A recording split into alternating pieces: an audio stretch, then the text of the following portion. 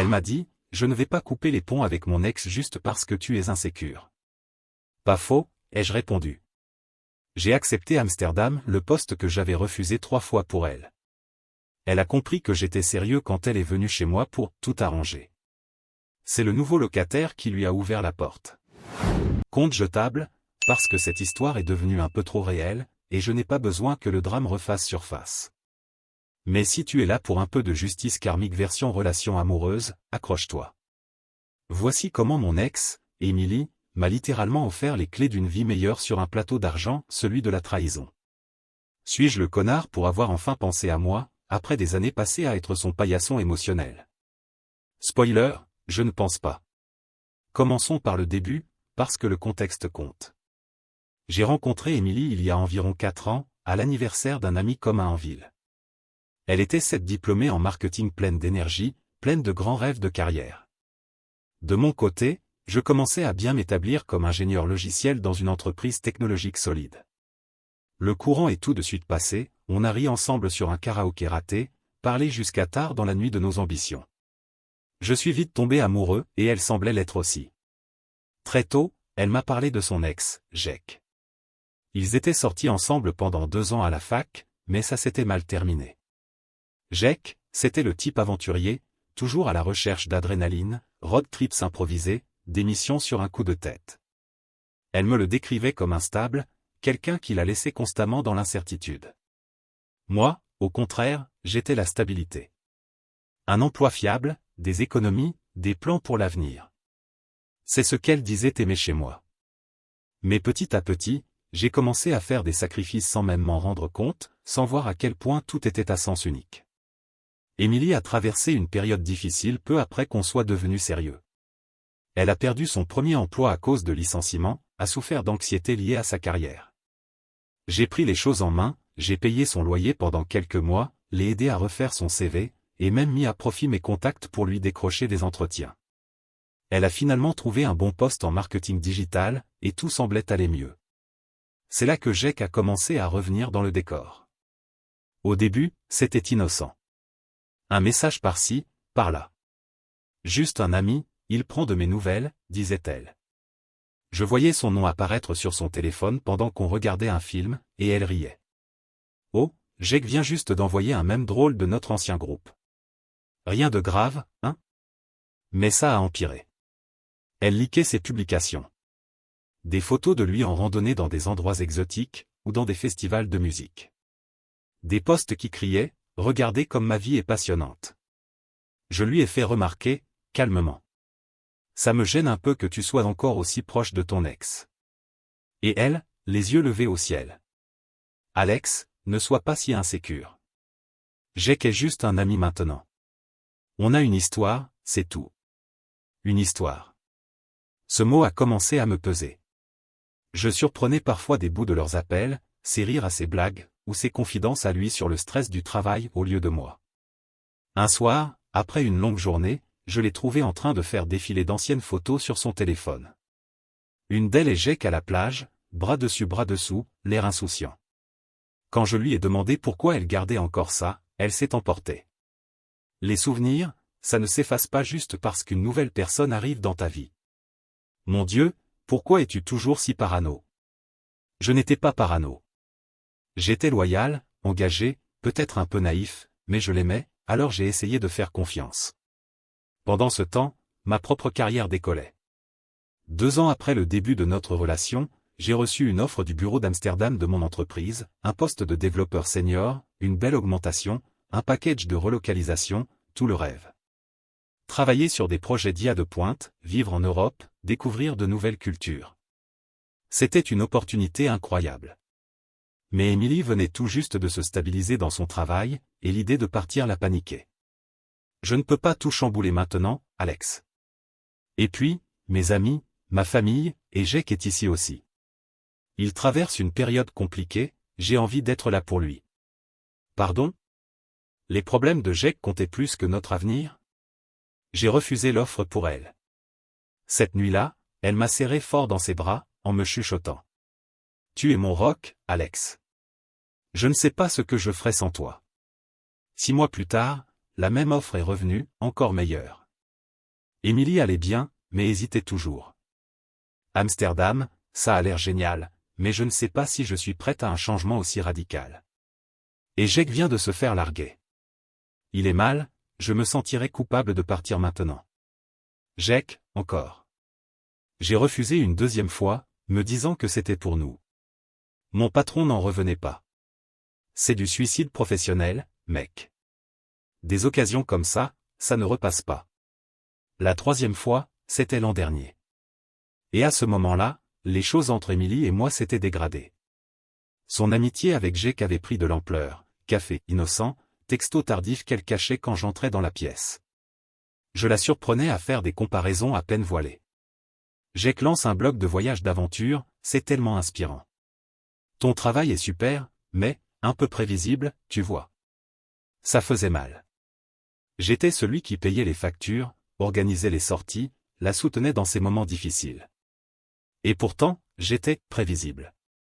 Quand le mail d'Amsterdam est arrivé, j'en ai reparlé au dîner. Émilie, ça pourrait tout changer pour nous. Un nouveau départ, une vie meilleure. Elle a soupiré, en jouant avec sa fourchette. Je comprends, mais je suis bien ici.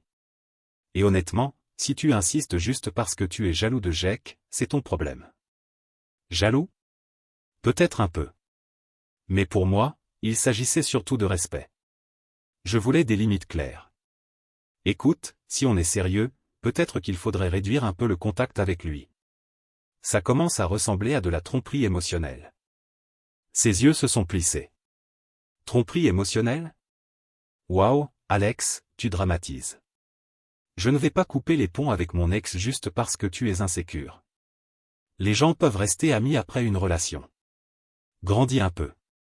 Cette phrase m'a frappé comme un coup de poing dans l'estomac. J'avais sacrifié des promotions, de la stabilité, tout cela pour son confort. Et maintenant, c'était moi le mec insécure. Je suis resté là, à fixer mon assiette, sentant tout le poids de ces 3 offres refusées. Mais je n'ai rien dit. Pas encore. J'ai simplement hoché la tête lentement. Pas faux. Et à ce moment-là, quelque chose a changé en moi. Je me suis levé, je suis allé dans la chambre, et j'ai répondu à l'email. Accepté. Date de début, dans 2 mois. Pas de grande annonce, pas de drame. Juste une décision calme, arrêter d'être le plan de secours de quelqu'un. Les semaines suivantes ont été une lente désintégration. Émilie agissait comme si de rien n'était. Toujours en train d'écrire à Jake, publiant des stories vagues sur l'importance des vieilles connexions. Moi, je gardais ma décision secrète. Je réglais les détails au travail, sous-louais discrètement l'appartement. À l'intérieur, j'étais en ruine. Je repassais en boucle tous les sacrifices que j'avais faits pour elle. Pourquoi avais-je refusé Amsterdam 3 fois? Pour quelqu'un qui me voyait comme prévisible? Cette pensée me rongeait pendant mes longues marches seules, à regarder les lumières de la ville, me demandant si j'avais gaspillé des années dans un amour à sens unique. Mais je ne me suis pas emporté. Je me suis simplement détaché. Je faisais mes cartons en silence pendant qu'elle était dehors, me concentrant sur la logistique du départ. C'était comme regarder le film de ma propre vie, sauf que le rebondissement, c'était moi, décidant enfin de me choisir. Tout a explosé un soir, environ 1 mois avant mon départ. Émilie était distante depuis quelque temps, sortant plus souvent avec des amis. Un code, je le savais, pour dire Jake. Je voyais encore ses likes sous ses publications, notamment une photo où Jake posait dans un bar entouré de femmes, l'air suffisant. Ce soir-là, elle est rentrée tard, un peu éméchée, et s'est affalée sur le canapé avec un soupir. Faut qu'on parle, Alex. Je savais ce qui allait suivre. Je me suis assis en face d'elle, calme comme toujours. D'accord, je t'écoute. Elle jouait avec son téléphone, évitant mon regard. Ça ne marche plus. Tu m'étouffes avec ta jalousie.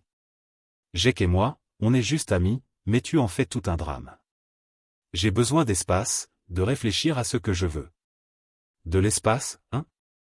Ce que tu veux? Avec Jake, peut-être? Elle leva les yeux au ciel, avec ce petit sourire suffisant. Voilà, encore une fois. Alex l'insécure. Jake me comprend. Il est drôle, spontané. On parle de vraies choses sans jugement.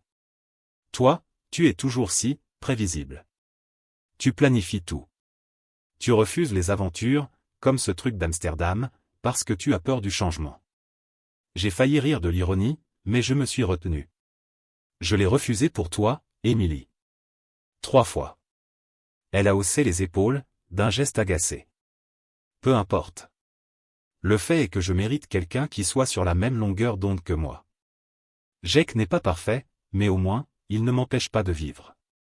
Je ne dis pas que je retourne avec lui, mais oui, on se voit plus souvent.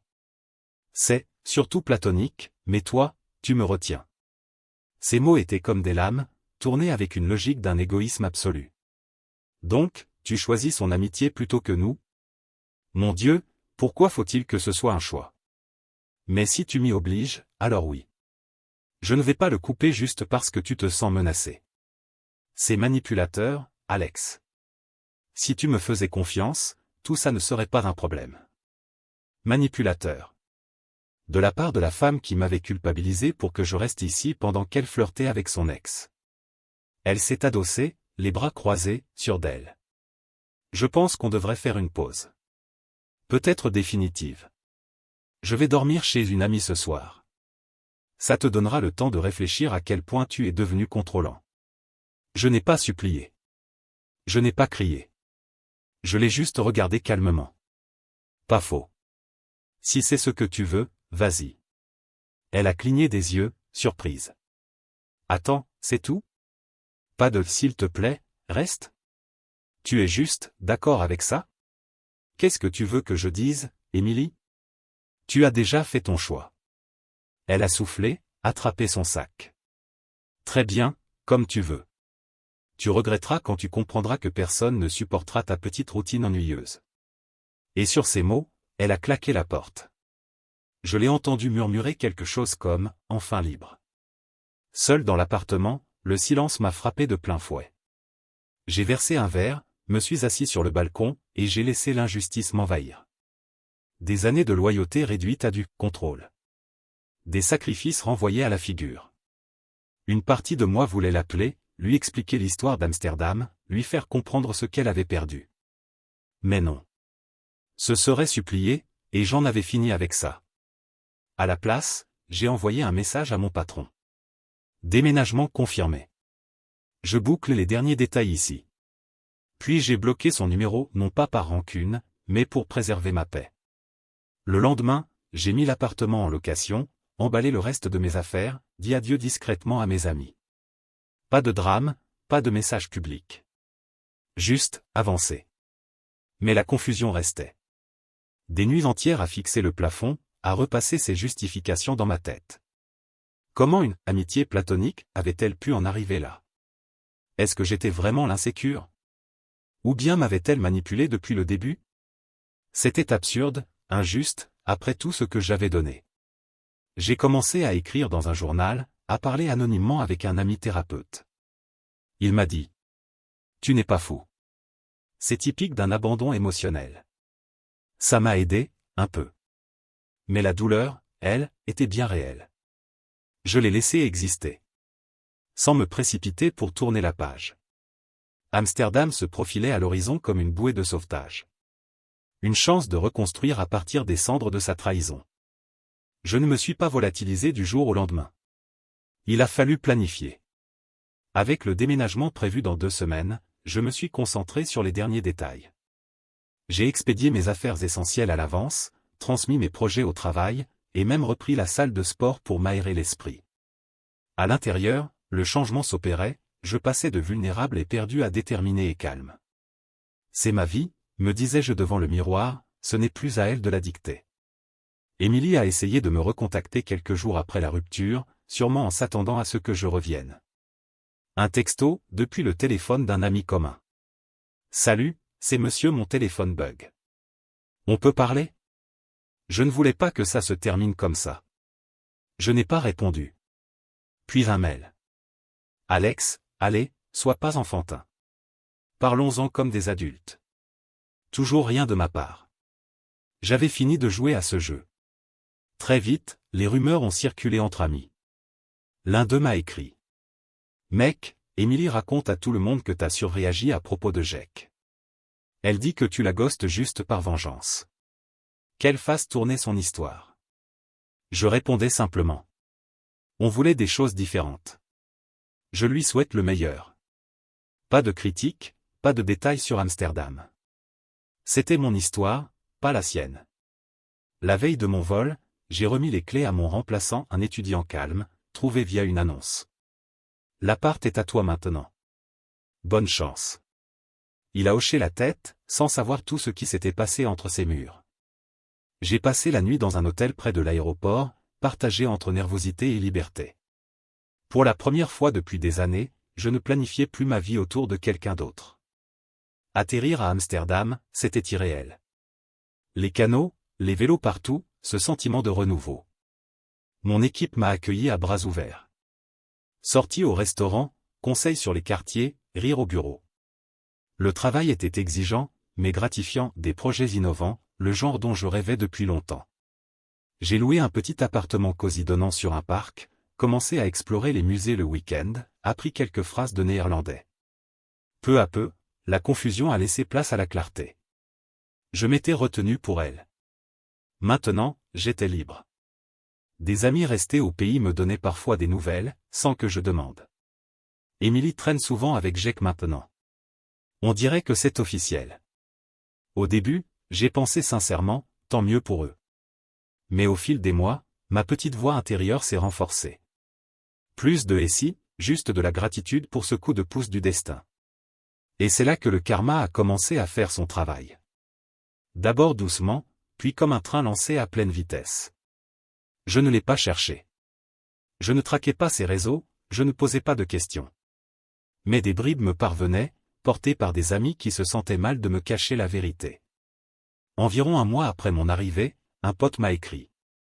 Et mec, au cas où tu voudrais savoir, Émilie et Jake sont ensemble maintenant. Elle poste des photos d'eux à un festival, l'air super amoureux. J'ai souri derrière mon café, face au canot. Prévisible, en effet. Mais le vernis s'est vite écaillé. Apparemment, le côté aventurier de Jake venait avec des bagages. D'après les échos, il croulait sous les dettes, cartes de crédit explosées à force de voyages improvisés.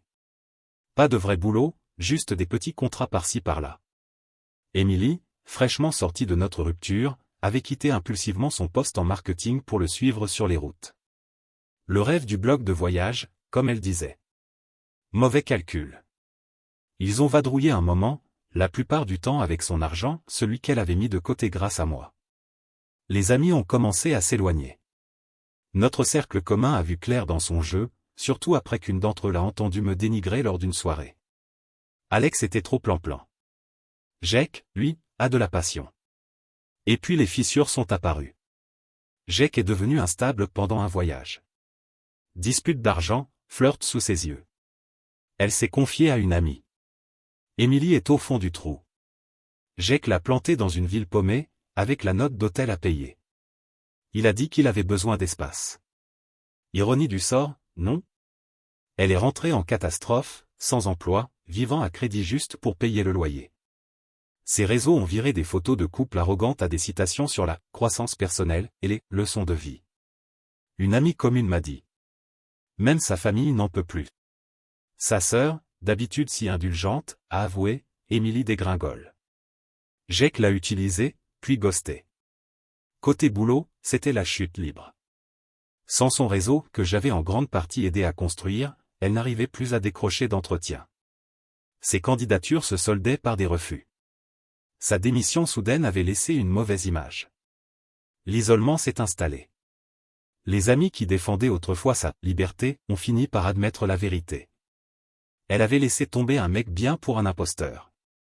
Et puis un jour, le coup de grâce. Un ancien collègue a mentionné mon départ à Amsterdam dans un groupe où elle était encore. Alex cartonne à l'étranger. Poste de senior, voyage en Europe tous les week-ends. Sa réponse? Silence radio. Puis un follow général. Je n'ai pas jubilé. Je n'en avais pas besoin. Assis dans mon nouvel appartement, organisant un dîner tranquille avec mes collègues, j'ai ressenti le renversement. Sa chute n'était pas spectaculaire. Elle était logique. Le résultat de ses propres choix. Fauché, seul, réputation ternie. Pendant que moi, je m'épanouissais. Discussion de promotion au travail, escapade à Paris le week-end, quelques rendez-vous sans attache. Rien de sérieux, juste la liberté. Le karma n'avait pas seulement frappé. Il m'avait rappelé à quel point j'avais avancé. Elle m'avait jeté comme un filet de sécurité, pour finir en chute libre. Et ces tentatives de revenir ont commencé doucement, avant de se transformer en véritable désespoir. Je n'ai pas disparu du jour au lendemain. Tout a été planifié. 2 semaines avant le départ, je me concentrais sur les derniers détails. J'ai envoyé mes affaires essentielles à l'avance, transmis mes dossiers au travail, et même intensifié le sport pour libérer mon esprit. À l'intérieur, la transformation s'achevait, je n'étais plus ce type vulnérable, plein de doutes, mais quelqu'un de résolu. C'est ma vie, me répétais-je devant le miroir, plus la sienne à contrôler. Environ 3 mois après mon installation, un mail a réussi à passer envoyé sur ma boîte pro, puisque j'avais bloqué la personnelle. Alex, salut. J'ai entendu dire que tu étais à Amsterdam maintenant. Waouh, félicitations, je suppose. Écoute, je sais que les choses se sont mal terminées, mais tu me manques. Jake était une erreur. Il n'est pas celui que je croyais. On peut parler? Juste en ami? Je l'ai lu dans un café, le bruit des vélos dehors. Aucune émotion, aucune compassion. Elle m'avait traité d'insécure pour avoir voulu des limites. Et la voilà, revenant vers moi après que son aventure spontanée ait explosé en plein vol. J'ai simplement archivé le message, sans répondre. Puis sont venus les textos, de numéros inconnus, sûrement des téléphones jetables. C'est Émilie. S'il te plaît, ne m'ignore pas. J'ai vraiment tout gâché. Jake s'est révélé abusif, contrôlant. Il m'a isolé de tout le monde. Ça te rappelle quelque chose? Enfin non, c'était injuste. Mais je vois maintenant à quel point tu étais bien. Les appels ont suivi. Les messages vocaux s'accumulaient. Alex, décroche. Je suis désolé pour tout. J'ai été arrogante, méprisante. Tu ne méritais pas ça. Voyons-nous. Je pourrais venir à Amsterdam. On avait quelque chose de vrai. Sont-on passé de l'excuse à la supplication? Un soir, un long message. Pourquoi es-tu si froid? Je pensais que tu étais au-dessus de ça. Jake m'a laissé sans un sou, seul. Ma famille s'inquiète. Réponds, au moins pour dire que tu vas bien. Ah, la famille. C'est là que sa petite clique toxique est entrée en scène. Sa sœur Lisa, toujours aussi désagréable, m'a envoyé un message sur les réseaux. Hey, connard. Émilie pleure jour et nuit à cause de toi. Elle a fait une erreur et toi, tu la ghostes comme un lâche. Sois un homme et parle-lui. Elle mérite une clôture.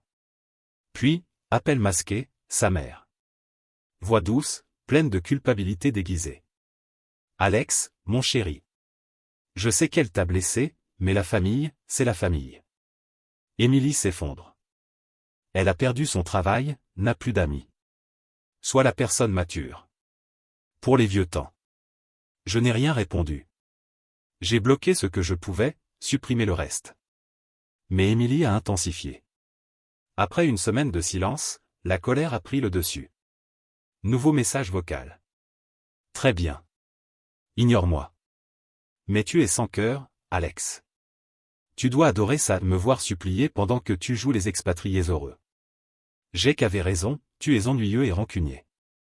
Comment oses-tu disparaître comme ça? L'hypocrisie à l'état pur. Elle me reprochait exactement ce qu'elle m'avait fait. Elle a même impliqué un ami commun. Mec, Émilie me harcèle pour que je te contacte. Elle dit que tu lui dois des explications. Sa sœur t'insulte derrière ton dos. C'est en train de dégénérer. À travers tout ça, je suis resté détaché. Pas de haine, juste, de la clarté. Sa détresse confirmait tout. Ses vraies couleurs apparaissaient enfin, quand les choses ne tournaient plus à son avantage. Les messages sont devenus désespérés. S'il te plaît, Alex, j'ai besoin d'aide. Je suis endetté, je vais peut-être perdre mon appartement. Tu te souviens quand tu avais payé mon loyer? Parle-moi, au moins. Le renversement de pouvoir était total. Celle qui était partie, pleine d'assurance, se retrouvait maintenant impuissante, agrippée à un fantôme. Le coup final est arrivé là où je ne m'y attendais pas. Un mariage d'amis communs, chez nous. Mon premier retour au pays depuis 6 mois. Je gardais profil bas, mais la rumeur s'est vite propagée. La cérémonie avait lieu dans un joli domaine, guirlandes lumineuses et rires partout. Je discutais avec d'anciens amis, costumes impeccables, bronzés par les balades à vélo, racontant mes week-ends sur les canaux. Puis je l'ai vue. Émilie. Robe froissée, regard gonflé par les larmes, visiblement mal en point. Quelqu'un l'avait invitée, par ignorance ou par calcul, peu importait. Elle m'a accosté près du bar, la voix tremblante. « Alex, tu es là. Mon Dieu, tu as l'air bien. Réussi. J'ai pris un vol dès que j'ai su. Il faut qu'on parle. » Je sirotais mon verre, calme, sans émotion. « Émilie, ce n'est ni le lieu ni le moment. »« S'il te plaît, » dit-elle, paniquée, regardant autour d'elle. J'ai eu tort. Jake a été un désastre. Il m'a trompé, vidé mes économies, isolé. Mes recherches de boulot échouent. Les amis m'ont tourné le dos. Je vois maintenant que tu étais mon roc. J'ai tout gâché en cherchant l'excitation. Laisse-moi revenir, ou venir à Amsterdam. On peut recommencer. L'hypocrisie flottait dans l'air. Celle qui m'avait reproché d'être trop stable voulait maintenant cette sécurité qu'elle méprisait. J'ai posé mon verre, ma voix calme, détachée, comme si je fermais un dossier. Tu as dit ce que tu avais à dire. Mais ce chapitre est clos. J'ai construit autre chose. Nouveau rôle, nouvelle ville, nouvelle perspective. Tu n'en fais plus partie. Ses yeux se sont remplis de larmes, un éclair de colère les traversant. C'est tout? Après tout ça, tu me tournes le dos? Ma famille est furieuse contre toi. Lisa dit que tu es cruel. Dis-leur bonjour, ai-je répondu simplement. Pas de pique, juste une constatation. Leurs opinions ne comptent pas. Les tiennes non plus, à vrai dire. J'ai avancé, littéralement et mentalement. Tu n'as plus aucun poids dans mon bonheur. Elle m'a fixé, réalisant le renversement total. Moi, épanoui. Elle, brisée. Les invités chuchotaient, comprenant la scène, son échec exposé face à ma tranquillité. Elle a murmuré. Tu le regretteras. Puis s'est éloignée, les épaules affaissées. Je suis retourné vers le groupe, levant mon verre à la mariée. Libre. Évolué. Et elle, simple écho d'un passé révolu. De retour à Amsterdam, la vie a repris son cours. Promotion confirmée. Rendez-vous prometteur. 0 regard en arrière. Le karma avait fait son œuvre. Moi, je n'avais fait qu'accepter la mise à jour. Commentaire Monsieur Reddit. Eh bien, regardez ça. Madame, je ne coupe pas les ponts avec mon ex, a fini par tout perdre, l'amour, le boulot et même la dignité. Et pendant qu'elle faisait des stories sur la croissance personnelle, lui, il faisait une promotion à Amsterdam. Moralité. Le karma n'est pas toujours immédiat, mais il a un excellent sens du timing.